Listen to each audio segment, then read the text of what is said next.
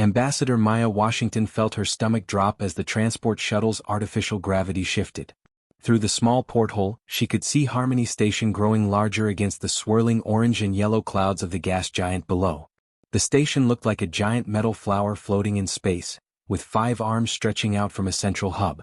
Each arm housed different sections: diplomatic quarters, research labs, docking bays, and meeting halls. Maya had been preparing for this moment for 2 years. She was going to be the first human to sit down and talk business with an alien species called the Veltar Collective. These weren't the friendly humanoid aliens from old movies. The Veltar looked like giant insects, with hard shells covering their bodies and compound eyes that could see things humans couldn't even imagine. The shuttle pilot, a cheerful woman named Captain Torres, called back from the cockpit. "We're coming in for docking, Ambassador." The Veltar delegation arrived about an hour ago. Maya's assistant, a young diplomatic aide named Blake Chin, shuffled through his electronic tablet one more time. "The cultural briefing says they communicate partly through scent," he reminded her. "Their sense of smell is about 1,000 times stronger than ours." "Great," Maya muttered, wondering if she should have skipped her morning coffee. "Anything else I should worry about?" Dr. Zara Okafor, the team's xenobiologist, looked up from her own notes. She was a tall woman with kind eyes who had spent the last 5 years studying alien life forms. "Just remember, they're probably more nervous about meeting us than we are about meeting them. This is the first time they've agreed to formal talks with any human government." The shuttle docked with a soft thump that echoed through the metal walls. Maya straightened her dark blue diplomatic jacket and checked her reflection in the shuttle window. She was a 42-year-old career diplomat who had handled tough negotiations on Earth, but nothing had prepared her for this.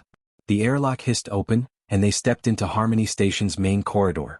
The walls were lined with screens showing peaceful images from both Earth and the Veltar homeworld: forests, oceans, strange crystal cities that sparkled like jewels. Human technicians moved carefully around several Veltar workers who were adjusting some kind of atmospheric equipment. Maya had seen pictures of the Veltar before, but seeing them in person was different. They stood about 6 feet tall, with bodies covered in smooth, dark shells that reflected the corridor lights like mirrors. Their arms were longer than human arms, ending in delicate hands with 4 fingers each.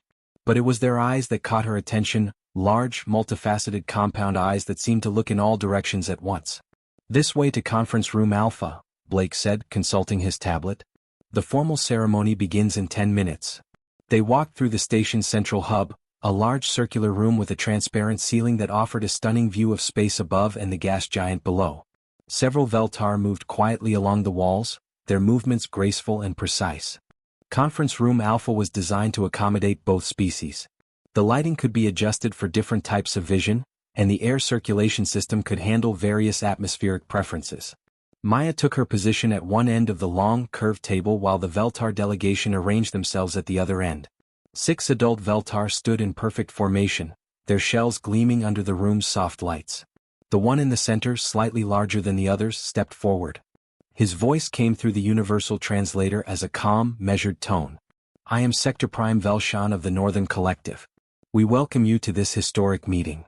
Maya smiled and stepped forward for what her briefing notes called the ceremonial approach. According to protocol, she was supposed to walk slowly to the center of the room, pause, and offer the standard diplomatic greeting. But as she moved forward, something unexpected happened. A smaller figure broke away from the Veltar group and scurried directly toward her.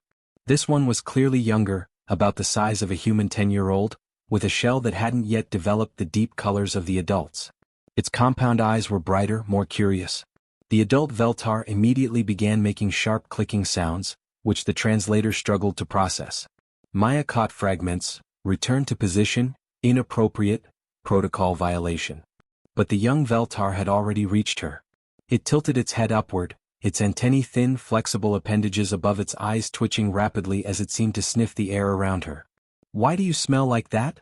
the child asked in perfect English, though the words came out with a slightly mechanical quality from the translator.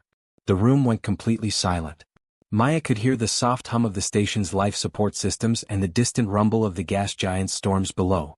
Every adult Veltar was now focused on the child, their antennae moving in what Maya was beginning to recognize as distress signals. Instead of backing away or looking to her own team for guidance, Maya made a decision that would later be called either brilliant diplomacy or a complete breach of protocol. She knelt down so she was at eye level with the young Veltar. "What do I smell like to you?" she asked gently. The child's antennae stopped twitching and focused directly on her. For a moment, its large compound eyes seemed almost human in their intensity. Like the old songs my caretakers sing, it said slowly. Like the first stories from before our world joined the stars. Like. The child paused as if searching for the right words. Like the gods who made us. Maya felt something cold run down her spine. Around the room, both humans and Veltar had gone completely still.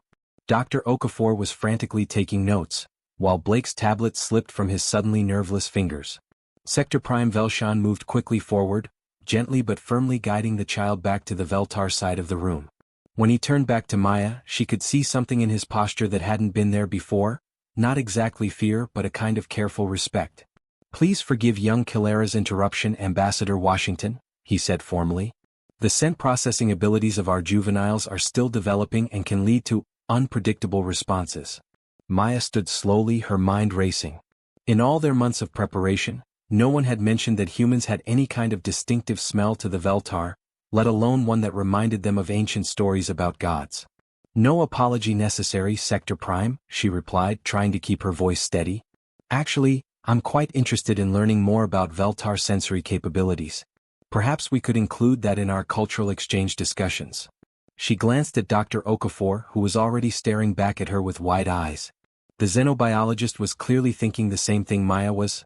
This was much bigger than a simple trade negotiation.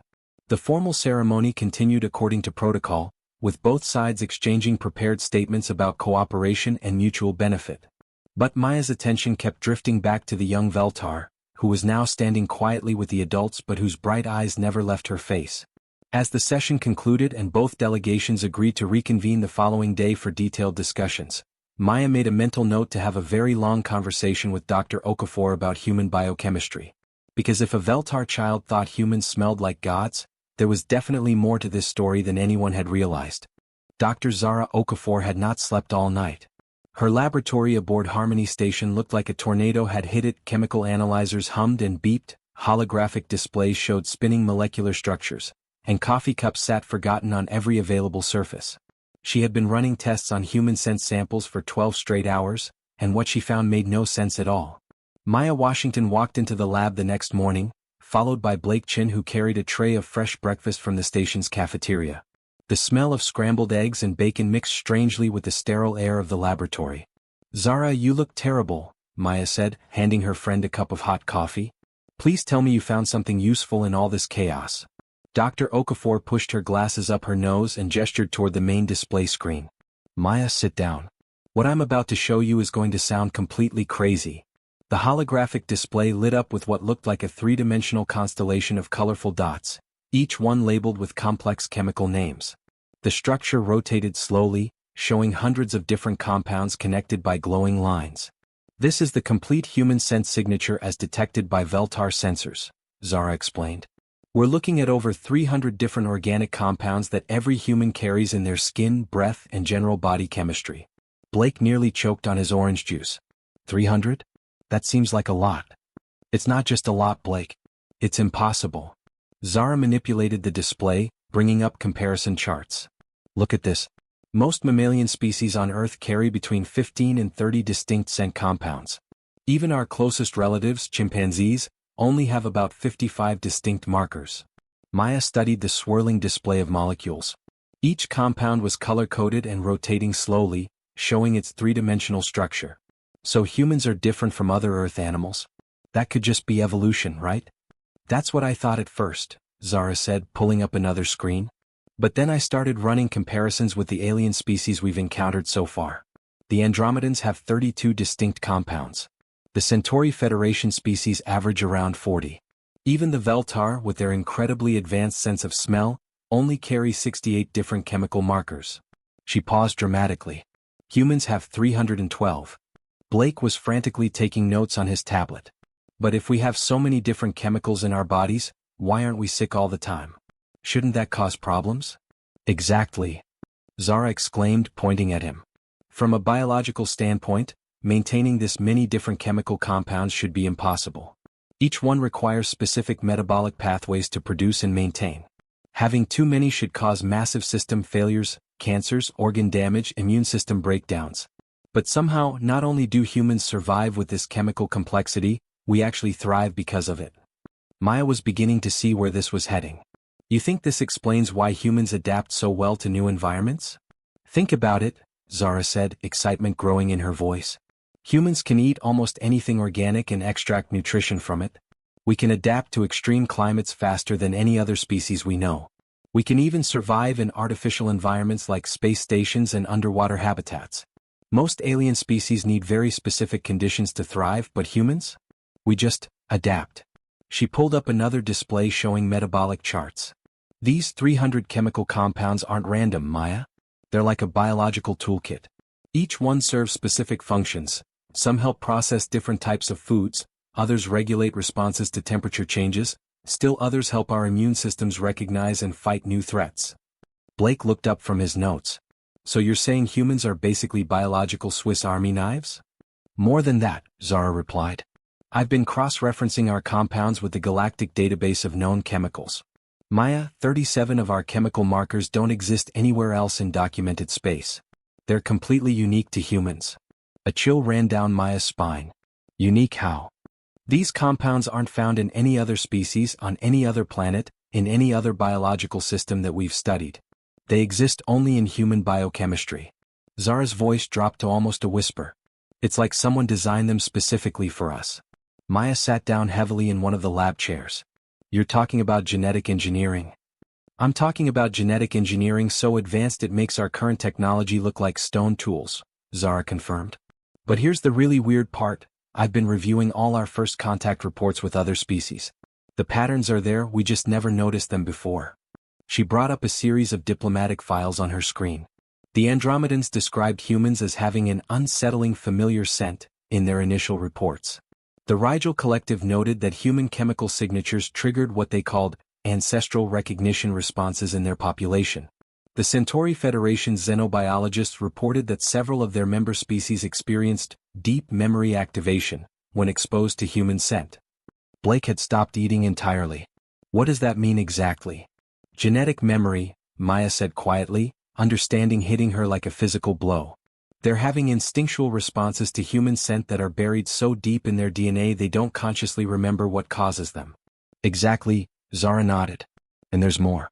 I've been analyzing the specific compounds that seem to trigger these responses in different species. They're not random, there's a pattern. It's like our scent signature contains chemical keys that unlock recognition protocols in multiple alien species.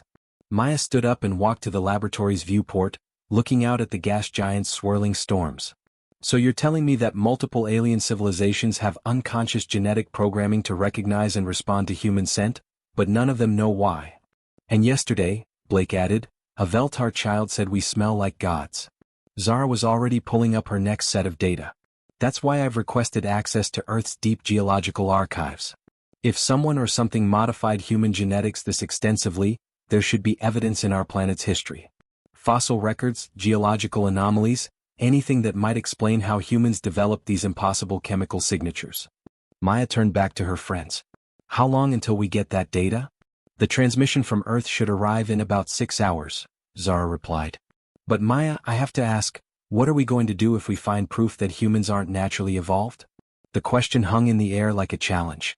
Maya thought about young Kilera's words, about the recognition responses other species had to humans, about the impossible complexity of human biochemistry.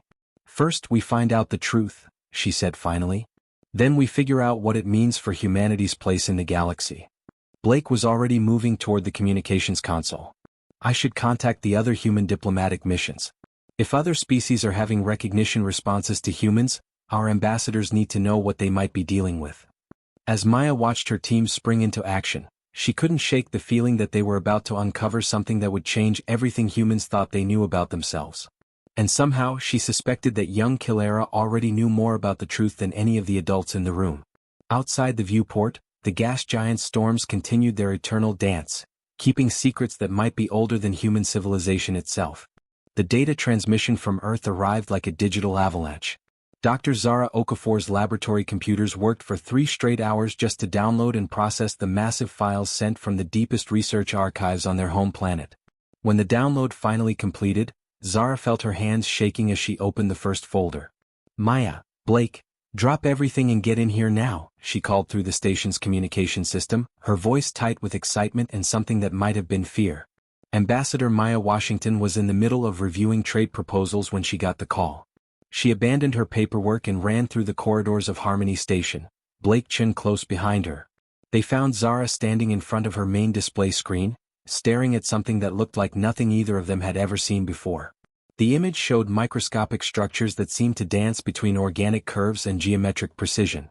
They looked almost crystalline, like tiny jewels, but with flowing lines that suggested they had once been alive. Each structure was no bigger than a virus, but the level of detail and complexity was breathtaking. What are we looking at? Maya asked, moving closer to the screen. These were found in rock core samples from the deepest parts of Earth's oceans, Zara said, her voice barely above a whisper. The Mariana Trench drilling project pulled these up from 11 kilometers down, in rock layers that date back 600 million years. Blake whistled softly. That's before complex life existed on Earth, isn't it? Exactly, Zara nodded. This is from the Ediacaran period, just before what scientists call the Cambrian explosion, when life on Earth suddenly became much more complex and diverse. These structures shouldn't exist in rocks that old. Maya studied the strange microscopic objects more carefully. They look artificial. Because they are, Zara said simply. These are nanotechnological constructs embedded in what should be simple sedimentary rock. Someone was on Earth 600 million years ago, and they had technology that makes our current science look primitive. She manipulated the display, zooming in on the molecular structure of one of the objects. The detail became even more intricate, tiny mechanical components that worked together in ways human engineers were only beginning to understand. But here's the part that made me call you, Zara continued. I ran chemical analysis on these constructs. The molecular signatures match exactly with 14 of the unique compounds in human biology. The compounds that exist nowhere else in the galaxy. Maya felt the floor seem to shift under her feet. You're saying these 600-million-year-old artifacts are chemically identical to parts of human biochemistry? Not just identical, they're the source, Zara replied. I've been comparing human DNA sequences with the molecular patterns in these constructs. Maya, our genetic code has been modified. Extensively. And the modifications are so old, so deeply embedded, that they've become fundamental to what makes us human. Blake was frantically taking notes on his tablet. So you're telling us that someone visited Earth before complex life evolved, left behind nanotechnology, and somehow that technology ended up in human DNA? A soft chime indicated someone was requesting entry to the lab. Maya looked up to see young Kilera at the door, accompanied by Dr. Elena Rodriguez, the station specialist in alien languages and cultures. Ambassador Washington, Dr. Rodriguez said, Kilera approached me about an hour ago. She says she needs to tell you something important about the old songs she mentioned yesterday. Maya exchanged glances with Zara and Blake. The timing seemed too perfect to be coincidence. Of course. Please come in. Kilera moved into the lab with the graceful steps that all Veltar seemed to possess. When she saw the display showing the ancient constructs, her antennae began vibrating rapidly, a sign of strong emotion that Maya was learning to recognize. Those are the shapes from the deep songs, Kilera said, pointing directly at the microscopic structures. The shapes we sing about but don't understand. The shapes from before the Veltar had words. Dr. Rodriguez had her universal translator working overtime. She's explaining that all young Veltar are taught ceremonial songs as part of their cultural education. But the songs are incredibly old, the words have lost their original meaning over thousands of generations. Kilera began making a series of harmonic sounds that didn't translate into words, but somehow conveyed meaning directly to the listeners. Maya felt something deep in her chest respond to the melody, as if she had heard it before in dreams. The songs tell stories about the makers, Dr. Rodriguez translated as Kilera continued. Beings who came from far away and visited many worlds. They prepared gardens, the songs say. They planted seeds of change and helped some species grow in special ways. Maya's heart started beating faster. Gardens? Does she mean planets? Kilera's compound eyes seemed to sparkle as Dr. Rodriguez continued translating. The deep songs say the makers touched many worlds across the galaxy, not just the Veltar homeworld.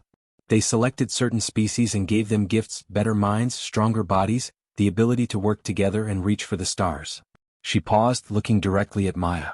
The songs say that someday the makers would return, but not as themselves. They would come back as their children, and we would know them by their scent, because they would carry the Maker's marks in their very bodies. Blake dropped his tablet. The device clattered on the floor, but nobody moved to pick it up. Kilera, Maya said carefully, do these songs describe what the Makers looked like? The young Veltar chittered in what Dr. Rodriguez recognized as laughter. The songs say the Makers could look like anything they chose. But their true children would look like the species they were born to, while carrying the chemical signatures of their creators. Zara gripped the edge of her workstation. Maya, we need to contact the other diplomatic missions immediately. If the Veltar have cultural memories of these beings, other species might have similar stories. Blake was already moving toward the communications console, his mind racing. The recognition responses other species have to humans, what if they're not just genetic memories? What if they're programmed responses to identify the descendants of these Makers? As the implications began to sink in, Maya realized they weren't just discovering something about human origins. They were uncovering evidence of an ancient galactic civilization that had systematically influenced evolution across multiple worlds. And if Kilera's songs were accurate, humanity wasn't just another species that had been modified by these mysterious Makers. They were the Makers' direct inheritors, designed not just to survive and explore, but to continue the work of nurturing and guiding other species across the galaxy. The question was, did humans have any idea what they were supposed to be doing? The emergency conference call connected Maya with 7 other human ambassadors scattered across known space. Their holographic projections filled the laboratory aboard Harmony Station, creating a virtual meeting room that buzzed with nervous energy. Dr. Zara Okafor and Blake Chin flanked Maya at the central console, while the evidence of ancient manipulation glowed on screens around them.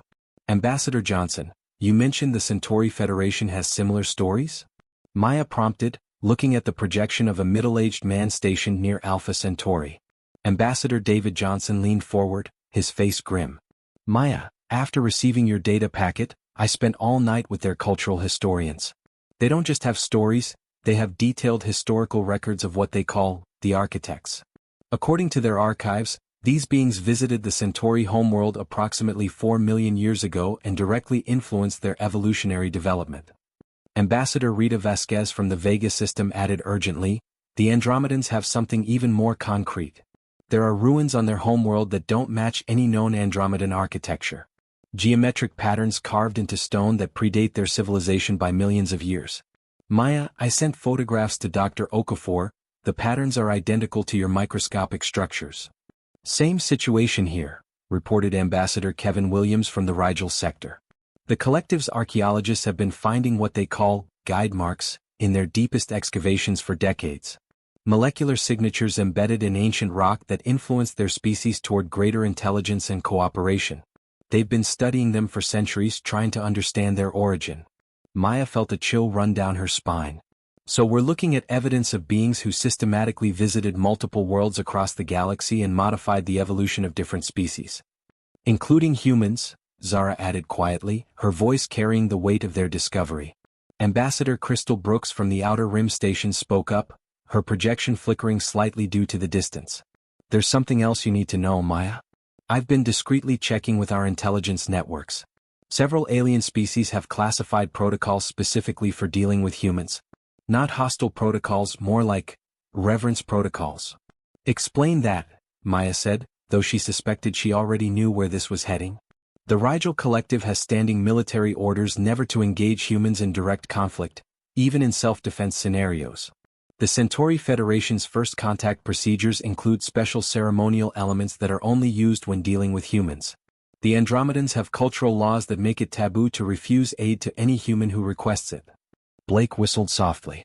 They've been treating us differently from the beginning and we never knew it. Dr. Rodriguez entered the lab at that moment, accompanied by Sector Prime Velshan and young Kilera. The Veltar diplomat approached the communication console with formal dignity, but Maya could see something in his posture that hadn't been there during their first meeting, a careful, almost reverent respect. Ambassador Washington, Velshan began, his translated voice carrying unusual weight. After extensive consultation with our deep archivists and cultural guardians, I have been authorized to share certain protected knowledge with your species. He gestured for Kilera to step forward. The young Veltar moved to the center of the room and began to sing, not in words that could be translated, but in harmonic tones that seemed to resonate in everyone's bones. The sound was hauntingly beautiful, like music from a half-remembered dream. Maya felt something deep inside her respond to the melody, as if genetic memories were stirring to life. Around the room, both the humans present and the holographic projections of distant ambassadors had gone completely still. "This is the deep song of recognition," Velshan explained when Kilara finished. "It has been passed down through our people for over 10,000 generations, preserved exactly as it was first taught to us. The song tells of the architects who visited many worlds throughout the galaxy, selecting species for enhancement and guidance." Kilara spoke directly to Maya, her young voice clear and certain. "The song describes the signs by which we would recognize the architects' true inheritors. Not just species they had touched, but their direct children, beings who would carry the most complex chemical signatures, who could adapt to any world or challenge." Dr. Rodriguez worked frantically with her translation equipment as Velshan continued. "Humans carry not just traces of architect influence, Ambassador Washington. According to our most sacred records, your species carries the most complex biochemical markers we have ever encountered. The songs tell us that the architect's greatest work would appear as beings capable of nurturing and guiding other species across the galaxy." Ambassador Johnson's projection spoke up from the Alpha Centauri station. "Velshan, are you saying that humans weren't just modified by these architects? We were specifically designed to continue their work?" "The deep songs are clear," Kilara answered before her elder could respond. "The makers created many children, but only one line was given the full inheritance. The ones who would smell like the makers themselves, who would carry their creative power in their very essence." Maya looked around the room at her fellow humans, both present and projected. The weight of cosmic responsibility was settling on all their shoulders like a heavy blanket. "Sector Prime," Maya said carefully, "what does this mean for diplomatic relations between our species?" Velshan's antennae moved in patterns that Dr. Rodriguez recognized as deep respect. "It means, Ambassador Washington, that the Veltar Collective would consider it the highest honor to serve as humanity's first formal allies in the work that lies ahead. The Centauri Federation seconds that sentiment," Ambassador Johnson's projection announced immediately. "As does the Andromedan Council," added Ambassador Vasquez. Within minutes, every human ambassador was reporting similar offers from their host species. The galaxy's major civilizations weren't just willing to work with humans, they were actively seeking to support and follow human leadership. Maya felt the magnitude of what they had discovered hitting her like a physical force. Humanity hadn't just stumbled into space exploration by accident. They had been designed for this role, created to be the galaxy's gardeners and guides. But they were also completely unprepared for the responsibility. "Friends," Maya said, addressing both the aliens present and her fellow humans across space, "I think we need to have a much longer conversation about what exactly we're supposed to be doing out here." As agreements and offers of alliance poured in from across known space, Maya realized that humanity's age of innocent exploration was over. Their true work in the galaxy was about to begin. 6 months after the life-changing discovery at Harmony Station, Maya Washington stood before the largest gathering of intelligent species in galactic history. The massive assembly hall on Haven, a neutral world chosen specifically for this historic meeting, buzzed with an incredible symphony of sounds. Clicks, whistles, harmonic tones, electronic beeps, and dozens of other forms of communication filled the air as representatives from 47 different species prepared for what many were calling the most important moment in galactic civilization. Maya looked out over the incredible diversity before her. In the front rows sat familiar faces, Sector Prime Velshan and young Kilara, who had become something like humanity's first interspecies family members. Behind them, representatives from the Centauri Federation wore ceremonial robes decorated with symbols honoring the human architect connection. Andromedan delegates had painted geometric patterns on their silver skin that matched the ancient ruins found on their homeworld. Dr. Zara Okafor had established the Institute for Architect Studies back on Earth, where teams of scientists from dozens of worlds now worked together daily. They were piecing together the incredible scope of the ancient civilization's work across the galaxy. Blake Chin had been promoted to Director of Interspecies Relations, spending his days coordinating the complex web of new partnerships that seemed to grow stronger every week.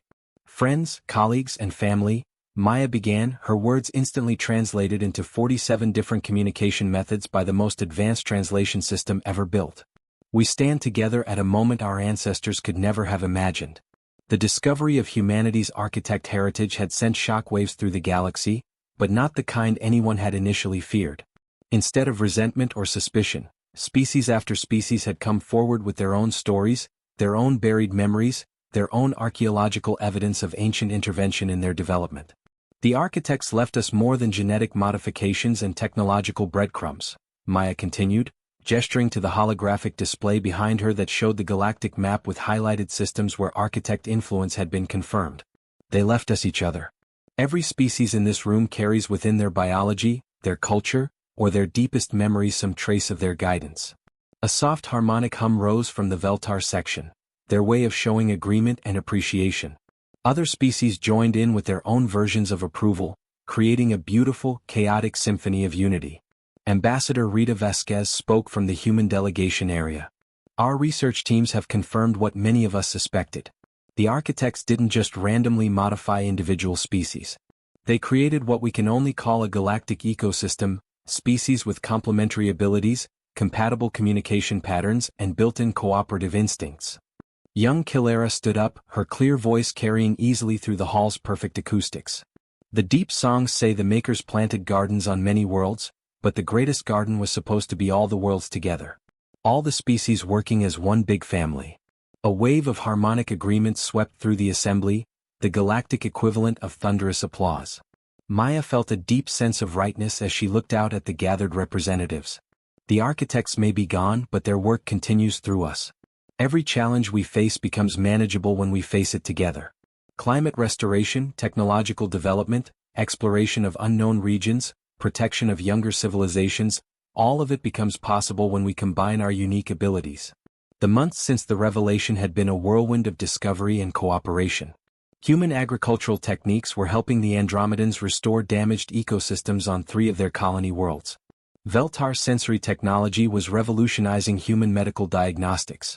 Centauri Federation engineers were working with human designers to create ships capable of longer, safer journeys to unexplored parts of the galaxy. Sector Prime Velshan rose to address the assembly. The Veltar Collective formally proposes the establishment of what we call the Architect Accords, a framework for cooperation, resource sharing, and mutual support based on the principles our creators intended. Seconded by the Centauri Federation, came an immediate response. Supported by the Andromedan Council, called another voice. Agreed by the Rigel Collective, added a fourth. Within hours, the assembly had established the basic structure for what historians would later call the New Covenant, a voluntary alliance of species committed to working together as the architects had planned. Unlike the old days of suspicious, careful diplomacy, this was a partnership built on shared heritage and common purpose. The framework they created was unlike anything in galactic history. Instead of trade agreements focused on individual benefit, they established resource-sharing protocols that ensured no member species would face scarcity while others had abundance. Technology exchanges became routine, with each species contributing their unique innovations to solve common problems. Most importantly, they created the Guidance Council, a rotating leadership body where humans would work alongside representatives from other species to identify young civilizations that might benefit from gentle support and protection. As the formal session concluded, Maya found herself standing with Zara and Blake at one of the great viewing windows that lined the assembly hall.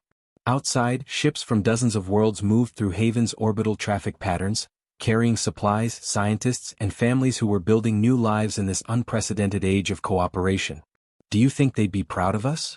Blake asked quietly, watching a group of young beings from 6 different species playing together in the station's recreation area. "The architects, I mean." Zara smiled, pointing to where human children were teaching Veltar youngsters how to play an Earth game while Andromedan adolescents shared their mathematical puzzles with Centauri students. "Look around, Blake. 47 species working together, sharing knowledge, protecting each other. Children from different worlds growing up as friends instead of strangers." Maya felt a small hand slip into hers and looked down to see Kilera, who had become both an adopted daughter and humanity's most important cultural bridge to the Veltar. "Maya," the young Veltar said, "the archivist taught me the final verse of the deep song yesterday. The verse they only share when the time is right." "What does it say?" Maya asked, though she suspected she already knew. Kilera's antennae moved in the pattern Maya had learned meant joy and completion. "It says that when the children of the gardens learn to work together and take care of each other, the maker's job is finished. The children become the new makers, ready to plant gardens of their own." As the 3 friends watched ships from across the galaxy dock at Haven's ports, each carrying hope for their shared future, Maya understood that humanity had found something more precious than its origins among the stars. They had found their family, their purpose, and their destiny as gardeners of the galaxy. The age of humanity as a single, isolated species was over. The age of the galactic family had begun, with humans serving as both students and teachers in the greatest classroom the universe had ever known. The architect's greatest creation wasn't any single species. It was the moment when all their children finally came together and chose to take care of each other.